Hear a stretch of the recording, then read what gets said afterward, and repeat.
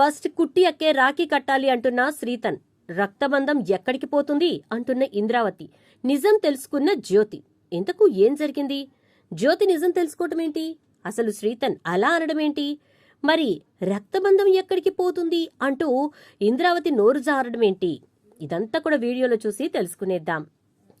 పాపిమా జీవన జ్యోతి రాబోయే ఎపిసోడ్స్ లో జరగబోయే కథను ముందుగా తెలుసుకోవటానికి వీడియోని అయితే లైక్ చేసి ఛానల్ అయితే సబ్స్క్రైబ్ చేసి పక్కనే ఉన్న బెల్ ఐకాన్ లో ఆల్ ట్యాప్ చేయడం మర్చిపోకండి.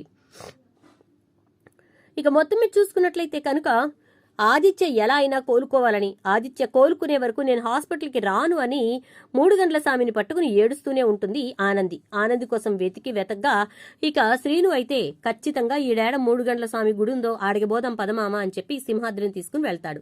అక్కడే ఆనంది కూర్చుని ఏడుస్తూ ఉంటుంది. ఆనందిని చూసినటువంటి సింహాద్రి అయితే, ఏందమ్మా ఇది, నువ్వు ఎట్లున్నావు, నీ హాలత్ ఎట్టున్నది, నువ్వు చూసుకున్నావు, అసలు నువ్వు నిలబడి నీకు సత్తువ లేకుండా ఉన్నావు, నీరసించిపోయావు, అట్లాంటిది నువ్వు ఇట్లా వచ్చి కూర్చొని ఏడుస్తూ ఉంటే గడ ఆదిత్య బాబుకి నయమైపోతుందా? అంతే. ఏమో నాయన, నేనైతే రాను నాయన, ఆదిత్య సారు కళ్ళు తెరిచారని చెప్పాను అనే వరకు కూడా నేను వచ్చేదే లేదు నాయన అని చెప్పేసేసి అంటే, నిద్రాహారాలు మానుకుని కూడు నీళ్లు మానుకుని నువ్వు ఇక్కడ కూర్చుంటే ఆదిత్య బాబుకి నయమవుతుందా అని చెప్పని అంటాడు. అవుతుంది, అవ్వాలి, అట్లా చెయ్యని కాడికి ఇంకా 3 గంటల సామెందుకు అని చెప్పని అంటూ ఉంటుంది. ఇక సీను అయితే, మామ నేను గీడినే ఉంటా, నువ్వు బో అని చెప్పేసి అనేసరికి, లేదురా నేను బిడ్డతాన్నే ఉంటా, నువ్వు పోయి వాళ్ళకి చెప్పిరాపో, ఆడ పద్దాలు కంగారు పడతా ఉంటది అని అనేసి సింహాద్రి అంటాడు. ఇక సీను హాస్పిటల్కి వచ్చి విషయం చెప్పేసరికి శ్రీతన్ వెంటనే, నేను వస్తాను పద శ్రీను, నేను అక్కతో మాట్లాడతాను అని చెప్పి శ్రీతన్ ఇక ఆనంది దగ్గరికి వస్తాడు. ఆనందిని చాలాసేపు బ్రతిమలాడతాడు, కానీ ఆనంది మాత్రం రావడానికి ఒప్పుకోదు. ఇక శ్రీతన్, నేను కూడా నీతో పాటు ఇక్కడే ఉంటానక్క అంటే సింహాద్రి వెంటనే, వద్దు బాబు, నువ్వు పోయి హాస్పిటల్లో నుండు, నేను మీ అక్క తను ఉంటాలే, నువ్వు కంగారు పడకు అనగానే, పెద్దబాబు గారు స్పృహలోకి వచ్చారని చెప్పి నువ్వు ఫోన్ చేసి నువ్వు వెళ్ళి నేను అప్పుడు వస్తాను అంటే, లే బాబు గట్లొద్దు, నువ్వు పోయిరా అని చెప్పేసి సింహాద్రి పంపించేస్తాడు. శ్రీధర్ హాస్పిటల్కి వచ్చిన తర్వాత, అమ్మ పెద్దబాబు గారికి స్పృహ వచ్చే వరకు అక్క రానంటోంది అని చెప్పానంటే, పెద్దబాబు గారు ఏంట్రా పెద్దబాబు గారు అంటుంది జీవన మనస్సులో. నీకు ఈ లోపు అయినా కొట్టి ఇక్కడ ఉండకుండా వెళ్లి దేవుడి దగ్గర కూర్చున్నంత మాత్రాన ఇక్కడ ఆదిత్య గారికి, అదే బావగారికి స్పృహ వచ్చేస్తుందా ఏంటి అని జీవన మాట్లాడేసరికి, నీ నోట్లోంచి ఏ రోజు మంచి మాటలు రావు కదా అని తిడతాడు ఇక చైతన్య. అయితే ఇలా అయిపోయిన తర్వాత మొత్తానికి ఆదిత్య కోలుకుంటాడు. ఆదిత్య స్పృహలోకి వచ్చాడు అని చెప్పేసి చెప్పగానే వెంటనే ఇక చాలా సంతోషపడిపోతుంది ఇటు నుంచి ఆనంది. అయితే వెంటనే గుడి దగ్గర నుంచి హాస్పిటల్కి వచ్చి ఆదిత్యని తీసుకుని ఇంటికి వచ్చేస్తారు.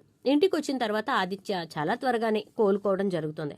ఈలోపు రాఖీ పండుగ రావడంతో రాఖీ కట్టించుకోవటానికి శ్రీతన్ వస్తానంటే, కాదు అక్క వాళ్లే ఇక్కడికి వస్తారు, వాళ్ళు ఇక్కడికి వచ్చినప్పుడు నువ్వు వాళ్ళకి బహుమతులు ఇస్తే బాగుంటుంది అని చెప్తుంది జ్యోతి.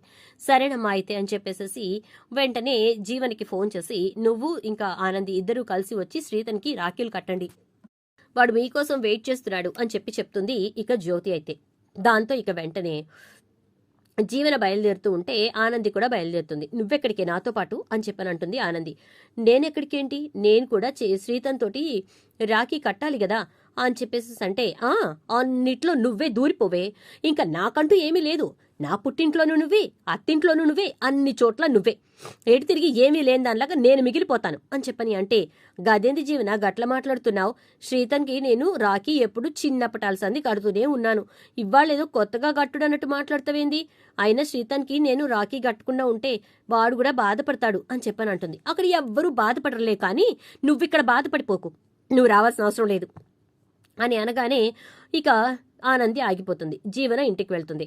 ఇంటికి వచ్చిన జీవన్ వదిలేసి, కుట్టి అక్క ఏది అని చెప్పనంటాడు శ్రీతన్. ఏరా ఎదురుగా ఉన్న నేను కనిపించట్లేదా నీకు, కుట్టి అక్క ఏది అంట. కుట్టి అక్క, నీకు రాఖీ కట్టడానికి నేను వచ్చాను, నీకు అక్కని కాబట్టి, కుట్టి గురించి నీకెందుకు అని అంటే, అమ్మా ఏంటి గోల్, నాకు అర్జెంటుగా కుట్టి అక్కని రమ్మను, నాకు ఫస్ట్ రాఖీ కట్టాల్సింది కుట్టి అక్కే అని చెప్పని అంటాడు. దాంతో ఇక జీవన, ఏంటి మమ్మీ ఇది, నేను వాడికి అక్కనా లేక కుట్టినా అని చెప్పనంటే, నువ్వు వాడికి అక్కవే, కాదని ఎవరన్నారు, కాకపోతే కుట్టి కడితేనే వాడికి రాఖీ పండుగ పూర్తయినట్టుంటుంది, అది కూడా ముందు కుట్టినే కట్టాలి, అది ఇవాటి నుంచి కాదు కదా, చిన్నప్పటి నుంచి జరుగుతున్నదే, నువ్వేదో కొత్తగా జరుగుతున్నట్టు మాట్లాడతావెందుకు అని చెప్పేసి అంటుంది ఇక జ్యోతి. ఆ మాటలతో ఇక జీవన అలా నిలబడి చూస్తూ ఉంటే ఇంతలోకి ఇంద్రావతి వచ్చి, ఏంటి గొడవ అనగానే, చూడు చిన్న నానమ్మ ఇక్కడ ఏం జరుగుతుందో, కుట్టి అక్క ఇంకా రాలేదు, నాకు ఫస్ట్ కుట్టి అక్కే కదా రాఖీ కట్టాలి అని అంటే, అదేంట్రా జీవనతో కట్టించుకోవాలి ఫస్ట్ నువ్వు, అది నీకు అక్క కదా అని అంటే, కాదు ఫస్ట్ కుట్టి అక్కే కట్టాలి అని అంటాడు శ్రీతన్ అయితే. ఇంకా జ్యోతి అప్పుడే ఇంద్రావతి పక్క నుంచి వెళ్తూ ఉండగా, ఎక్కడికి పోతుంది రక్తబంధం, ఎంతైనా కన్న తల్లిదండ్రులకి మొదట పుట్టిన బిడ్డ కదా అది, అందుకే రెండవసారి పుట్టిన వీడికి దాని మీదే ఉంటుంది, అక్క తమ్ముడు బంధం కదా, బయట నుంచి వచ్చిన జీవన మీద ఎందుకు ఉంటుంది అని అనగానే జ్యోతి ఒక్కసారిగా షాక్ అవుతుంది. ఏంటత్తయ్య గారు అన్నారు, అక్క తమ్ముడి బంధం జీవన బయట నుంచి వచ్చిందా అంటే, జీవన నా కూతురు కాదా, ఏం మాట్లాడుతున్నారు మీరు, నిజం చెప్పండి అంటూ ఉండేసరికి ఒక్కసారిగా ఇంద్రావతి షాక్ అవుతుంది. ఏంటి జ్యోతి ఏమైంది అంటాడు సూర్య. మీ పిన్ని గారు ఏం మాట్లాడుతున్నారో తెలుసా, జీవన బయట నుంచి వచ్చిందట, అక్క తమ్ముడి బంధం ఆనంద్కి ఇంకా శ్రీతన్కే ఉందంటుంది, ముందు పుట్టింది కదా మీ అమ్మకి, అందుకే నీకు దాని మీదే ఉంటుంది అని చెప్పి శ్రీతన్ అంటుంది. అంటే అంటే జీవన నా బిడ్డ కాదా, ఏం మాట్లాడుతున్నారు అత్తయ్య గారు, నిజం చెప్పండి అంటూ ఉంటే ఒక్కసారిగా ఇంద్రావతి షాక్ అయిపోతుంది. అదేం లేదు జ్యోతి అంటూ విదిరించుకుని లోపలికి వెళ్ళిపోతుంది. అక్కడ జీవనికి డౌట్ వస్తుంది.